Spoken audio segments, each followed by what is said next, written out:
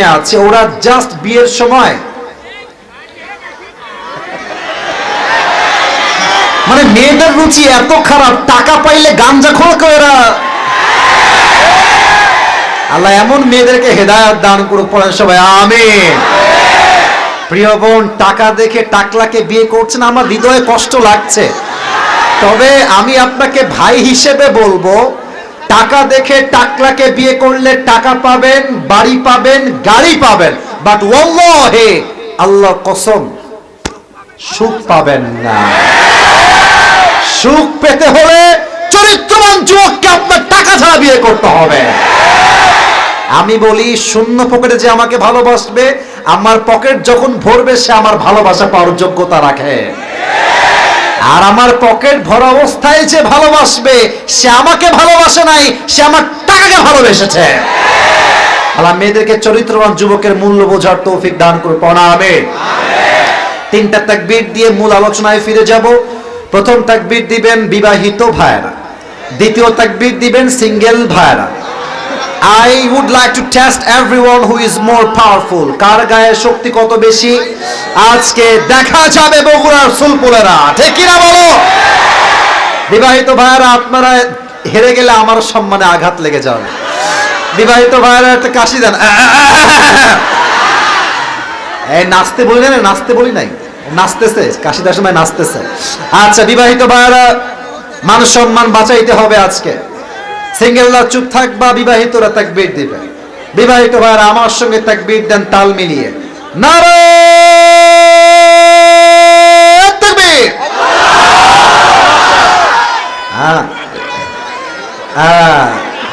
আওয়াজ মোটামুটি আছে, আশা রাখছি আমরা পাস করতে পারি।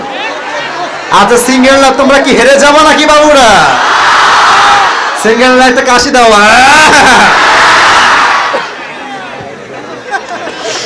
আচ্ছা আপনারাই নাম্বার দিবেন, আমি কিছু বলবো না ভাই, আমি স্যালেন্ডার করলাম আজকে, ভয় লাগছে খুবই, অবস্থা খুবই খারাপ মনে হচ্ছে। বিবাহিত ভাইরা চুপ থাকেন, সিঙ্গেলরা তাকবীর দাও, আমার স্যাররা ডানে বামে আছে, তারাই নাম্বার দিবে। সিঙ্গেল ভাইরা নারে তাকবীর। বিবাহিত ভাইরা মাফ করে দিবে। হলো না, মানে আমরা জিততে গিয়ে আবার হেরে গেলাম। যাই হোক, जो हो गया, ये गुज़श्ता ज़माना था, ये कभी वापस नहीं आएगा। যা হয়ে গেছে।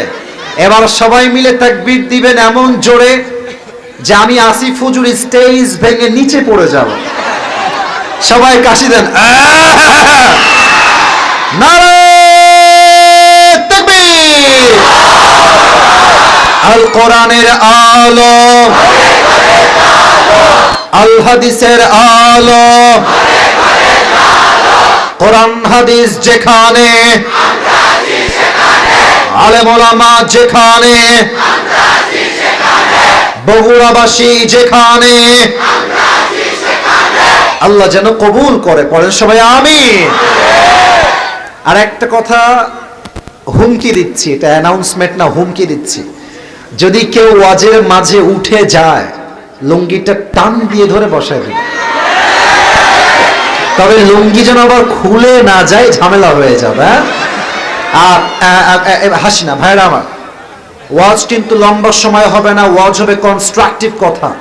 কেউ যদি উঠে যায় বুঝতে হবে শয়তান তার উপরে বিজয় হয়ে গিয়েছে।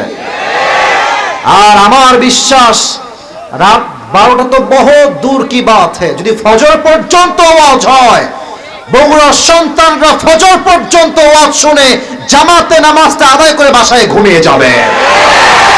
বগুড়ার সন্তানেরা কোরআন প্রেমিক সন্তান, বগুড়ার মাটির ইসলামের ঘাঁটি বগুড়ার ভাইরা। নারে তাকবীর। শুরু করছি আল্লাহর নামে।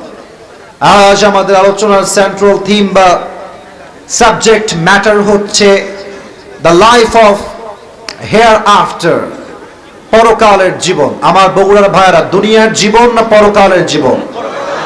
পরকালের জীবন। এবং এই আলোচনাটা এত দামি আলোচনা, আপনার জীবনকে চেঞ্জ করতে I really believe that this lecture is ইনশাআল্লাহ এনাফ ফর ইউ। এটা আপনার জন্য যথেষ্ট একটা ভূমিকা পালন করবে। তবে এখন আর ঠিক বেঠিক শুনতে চাই না, বিশাল কোনো আওয়াজ কারো থেকে চাই না, পিন পতন নীরবতা চাই, যাতে করে আমি আমার স্পিচটা to the better way deliver দিতে পারি। বলেন সবাই ইনশাআল্লাহ। আমার বগুড়ার ভাইরা বগুড়ার কণ্ঠে আওয়াজ দিয়ে বলেন, আজ আলোচনা না, আমি বলি সেন্ট্রাল থিম বা সাবজেক্ট ম্যাটার দুনিয়ার জীবন না পরকালের জীবন? পরকালের জীবন। আমি 3টা প্রশ্ন সবাইকে করতে চাই, উত্তর দিবেন দিল থেকে যদি আপনি জেনে থাকেন তবে। এক, এখন তো মাহফিলে সবাই জীবিত এসেছি, জীবিত যে ফিরে যাবেন, do you have any guarantee about it? Do you have any guarantee about it? নাই। হতে পারে যাওয়ার সময় একটা ট্রাক অ্যাক্সিডেন্ট হবে, জীবিত যুবকটা বাসায় যাওয়ার সময় লাশ হয়ে বাসায় ফিরে যাবে। এই বিশ্বাস আছে তো? ইমানের কথা আছে তো? কুল্লু নাফসিন যায়িকাতুল মাউত, everyone has to take the test of death. না, যা করবা ইঙ্গিতে, ইঙ্গিতে। ভাই আমি ধমক দিতে আসি নাই, আমার ভিতরে ন্যূনতম কোনো অহংকার নেই। আমি অলওয়েজ হাসি দিয়ে কথা বলি, আমার হাসিকে আপনি আমার উইক পয়েন্ট ভাববেন না। ভালোবাসার জায়গায় ভালোবাসা, আদবের জায়গায় আদব। আধা ঘন্টা ভূমিকায় এত দামি কথা বলেছি যেটা আমার দ্বারা বলা পসিবল ছিল না পরিবেশ অনুযায়ী, তবুও বলেছি। কেন? বগুড়ার মানুষ ভালোবাসে আমাকে, আমি ভালোবাসি বগুড়ার মানুষকে। আর কোনো হট্টগোল চাই না, তোমাদের পায়ে আমার হাত। Everyone has to take the test of death. প্রতিটা মানুষকে মৃত্যুর স্বাদ গ্রহণ করাবে একজন। আওয়াজ দিয়ে বলেন সবাই, তিনি কে? আমি একটা মেসেজ সবার অন্তরে গেঁথে দিতে চাই। আমাদের ঈমানটা আজকে হয়ে গিয়েছে নামের ঈমান, কাজের ঈমান নয়। আমরা নামে মুসলমান হতে পেরেছি, কাজে মুসলমান হতে পারি নাই, তার বাস্তব প্রমাণ দিচ্ছি। আজকে শুক্রবার, কালকে শনিবার। কালকে কি বার? এবার কথা বলো, কালকে কি বার? শনিবার সকালবেলা আপনি ঘুম থেকে উঠেছেন, উঠে দেখছেন যে বুকের এখানে প্রচন্ড ব্যথা, এত ব্যথা যে আপনি শ্বাস নিতে পারছেন না। খুব দ্রুত বাবা মাকে নিয়ে বগুড়া সদর হসপিটালে গিয়েছেন চেক আপ করাবার জন্য। তো ডাক্তার বলছে আসেন আপনার চেক আপ করাই, দেখে আপনার হার্টের সমস্যা কি।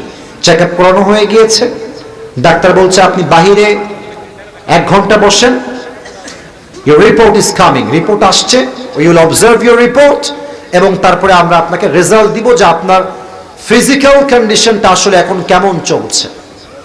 1 ঘন্টা পর ডাক্তার বলছে ওই রোগীকে ডেকে নিয়ে আসো, ভেতরে ডেকে নিয়ে আসো।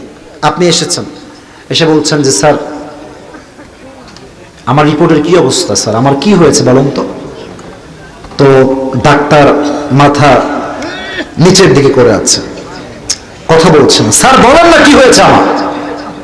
স্যার একটু পরে মাথা উঁচু করে বলছে, ভাই উই আর সো সরি, আমরা খুবই দুঃখিত ভাই, আপনার হার্ট এতটা দুর্বল হয়ে গিয়েছে, আমাদের অবজারভেশন বলছে আপনি 7 দিনের বেশি আর বাঁচবেন না, 7 দিনে হয়তো আপনার হায়াত শেষ হয়ে যাবে। আপনি বলেন তো বগুড়ার ভাইরা, যখন ডাক্তার বলছে আপনি 7 দিনের বেশি আর বাঁচবেন না, এরপর থেকে আপনার খাওয়া দাওয়া ঘুম আর থাকবে? থাকবে? থাকবে? সব হারাম হয়ে যাবে। এবার আপনি দেখেন, ডাক্তার বলেছে 7 দিন পরে আপনি মরতে পারেন, বাট কনফিউশন আছে, আপনি চাইলে হয়তো বা আল্লাহ চাইলে জীবিতও থাকতে পারেন, বাট আল্লাহ বলছে বান্দা 7 দিন পরে না, তুই এখনই মরতে পারিস, এখনই তোর মৃত্যু হতে পারে। ডাক্তার বলল 7 দিন পরে মরতে পারেন, আপনার খাওয়া হারাম হয়ে গেল, ঘুম হারাম হয়ে গেল, আপনি দাড়ি ছেড়ে দিলেন, নামাজি হয়ে গেলেন, ইস্তেগফার পড়তে শুরু করলেন, সবার ধার শোধ করে দিলেন ডাক্তারের কথায়। আর আল্লাহ আপনাকে বলছে তোর মৃত্যু এখনই হতে পারে। এটা শুনে আপনি নামাজি হইতে পারলেন না, সুদ ছাড়তে পারলেন না, ঘুষ ছাড়তে পারলেন না, পর্দায় আসতে পারলেন না, এটা শুনেও আপনি পর্নোগ্রাফি ছাড়তে পারলেন না, রিলেশনশিপ ব্রেকআপ করতে পারলেন না। এটাই প্রমাণ ডাক্তারের কথায় আপনার ঈমান জেগে উঠলো, আল্লাহর কথায় আপনার ভয় লাগলো না।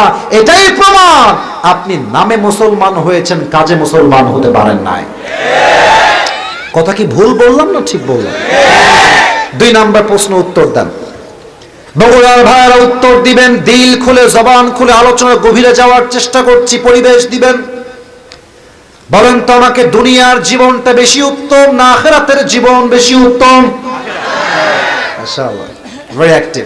আখিরাতের জীবন উত্তম, এটা আমার কথা নয়, এটা কোরআনেই আছে। 30 নম্বর পারা সূরাতুদ দুহা 4 নম্বর আয়াত, ওয়ালাল আখিরাতু খায়রুল লাকা মিনাল উলা, the life of hereafter is much more better than this worldly life. আল্লাহ তাআলা বলছেন দুনিয়ার জীবনটা উত্তম জীবন নয়, বরং আখিরাতের জীবনকে আমি আল্লাহ তাআলা দুনিয়ার জীবনের চাইতে 1000 গুণ বেশি উত্তম বানিয়ে দিয়েছি। সুবহানাল্লাহ। এবার সবাই আমাকে দেখেন এক নজর, আমাকে দেখেছেন আমি জানি, বাট এখন একবার দেখেন। একটা প্রশ্ন করব সবাইকে, আমার দাড়ি, আমার চেহারা, আমার হাইট, আজকে আমাকে সরাসরি দেখে আপনারা জাস্ট একবার উত্তর দিবেন। আমি কোনো হট্টগোল চাই না, একবার বললেই এনাফ। আমাকে দেখে আপনাদের আনুমানিক কত বছর আমার বয়স হবে বলে মনে হচ্ছে? 28, 25। আচ্ছা, 28, 25 উত্তরটা প্রায় এক্স্যাক্টলি কাছাকাছি চলে আসছে। এখানে এমন কোন মুরব্বী কি আছেন যেই মুরব্বীর বয়স 50 প্লাস? এক পাওয়া গেছে। 50-এর বেশি বয়স কার কার আছে একটু হাত তুলবেন? 50-এর বেশি, মাশাআল্লাহ, হাত নামান, হাত নামান। ওকে ওকে, ডান ডান।